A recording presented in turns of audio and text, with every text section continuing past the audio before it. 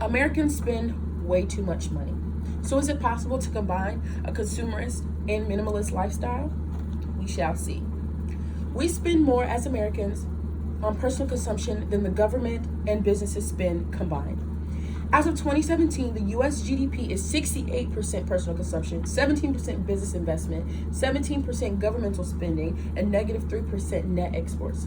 There was a total of $11.8 trillion correlated to personal consumption. That's a problem.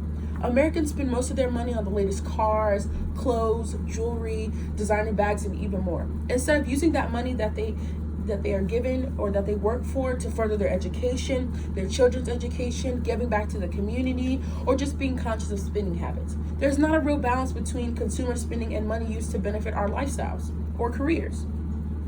The fact that businesses and governmental spending combined is way less than how much Americans spend on personal consumptions really is a problem. Although we know that personal consumption drives almost 70% of the economic output, and it's also the main workhorse for the economic growth, making it a key component of the GDP, the money that is used for personal consumption could be split up to better our businesses and governments so that everybody can succeed in the world we live in today. This is a problem, and I want to find ways to be more frugal, spend money on the bare necessities of life, as well as giving everything I purchase a value to. Sheldon Guerin says a lot of spending has to do with culture. He says that here in the U.S., the economy virtually lives and dies by the availability of credit. When it's cut off, as consumers and businesses experienced after the Great Recession, the economy grinds to a halt.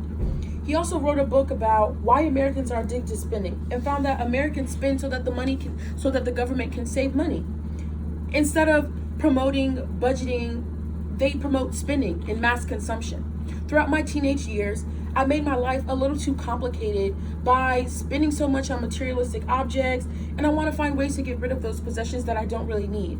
I don't focus myself on budgeting, I focus myself more on spending. And I believe that my consumption reflects those of what's seen as a normal American. I don't want to fit in with the status quo of having the most expensive items and flashing them off to the people around me.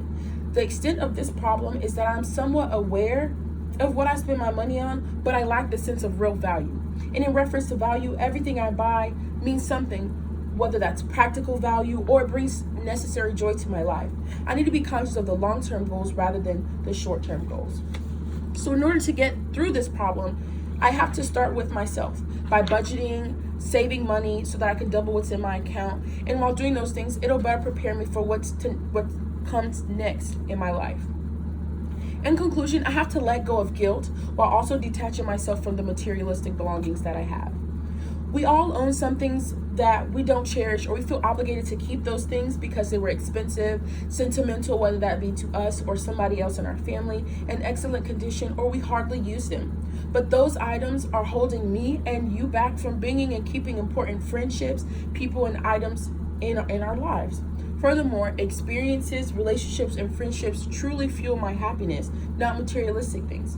Material things are just simply temporary sources of joy. So yes, it is possible to combine a consumerist and basic lifestyle. I can use those budgeting tips, research that has been done to truly simplify my life. I have found that it is not necessary in living a happy and simpler life just by worrying about how much I spend. But in order to get this done, I have to, again, focus on the long-term goals. So regardless of the environment I was raised in and the impacts it had on me, it only makes me want to work 10 times harder to prove that simplistic living is possible. And it can be easy to stray away from focusing on it, trying to live simpler.